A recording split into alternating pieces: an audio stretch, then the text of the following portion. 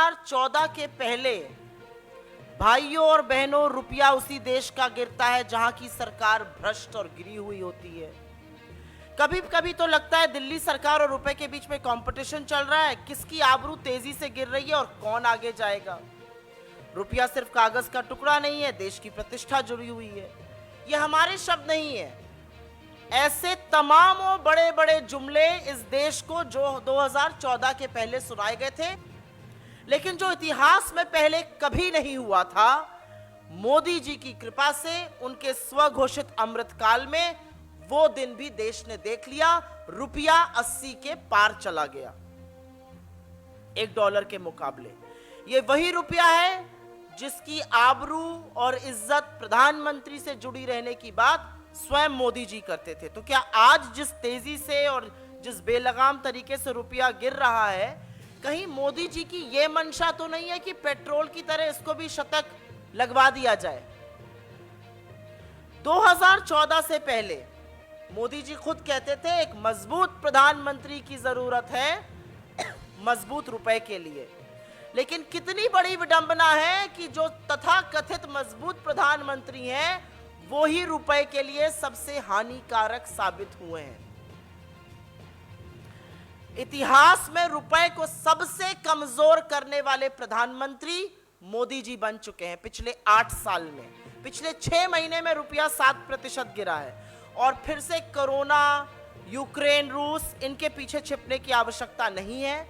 जब हमने ऑफिस छोड़ा था 2014 में, तो रुपए और डॉलर का जो एक्सचेंज रेट था वो 58 रुपए प्रति रुपए डॉलर के बराबर था। आज 80 के पार है। तो थोड़ी गिरी हुई साख, थोड़ी गिरी हुई प्रतिष्ठा, थोड़ी उजड़ती आबरू की चिंता तो आप अपनी भी कर लीजिए मोदी जी, पहली बात। लेकिन इस रुपए का आम जनता पर क्या फर्क पड़ रहा है? क्या सिर्फ ये एक रिजर्व बैंक, नॉर्थ ब्लॉक, दलाल स्ट्रीट, मार्केट के बीच की बात है? बिल्कुल नहीं। निरंतर गिरते हुए रुपए का फर्क इस देश के हर नागरिक पर पड़ता है। ये कमर तोड़ महंगाई को और बढ़ाएगा।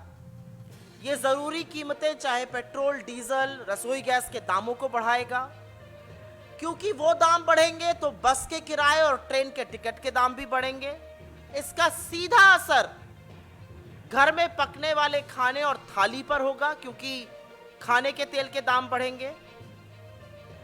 यही नहीं, एक कमजोर रुपए का असर टीवी, फ्रिज, मोबाइल फोन और ऐसी तमाम इलेक्ट्रॉनिक आइटम पर होगा जिनके बहुत सारे पुर्जे हम आयात करते हैं, उनको इंपोर्ट करते हैं। अब हो सकता है अगर ये बात वित्त मंत्री से पूछी जाए तो जैसे उन्होंने पहले कहा था कि मैं लहसुन प्याज नहीं खाती हूं, वो अब कह दें कि मैं तो भाई रुपए का भी इस्तेमाल नहीं करती हूं। लेकिन इसका असर भारत के हर नागरिक में पड़ेगा। जिस महंगाई से हम जूझ रहे हैं वो महंगाई और बदतर होने वाली है, ये बताना जरूरी है। अब एक बार बात कर लेते हैं कांग्रेस ने 2013 में क्या किया था और भाजपा क्या कर रही है। 2013 में फेडरल रिजर्व के चीफ, जो एक तरह से सेंट्रल बैंक जैसे हमारा आरबीआई है, जो अमेरिका का सेंट्रल बैंक फेडरल रिजर्व होता है, उनके चीफ तब बेन बर्नांके थे। उन्होंने टेपर का एक शब्द बोला था कि हम अपनी बॉन्ड्स को टेपर करेंगे, कम करेंगे। उसके चलते रुपया टूटा था, 15% गिरा था रुपया मार्च से अगस्त 2013 के बीच में।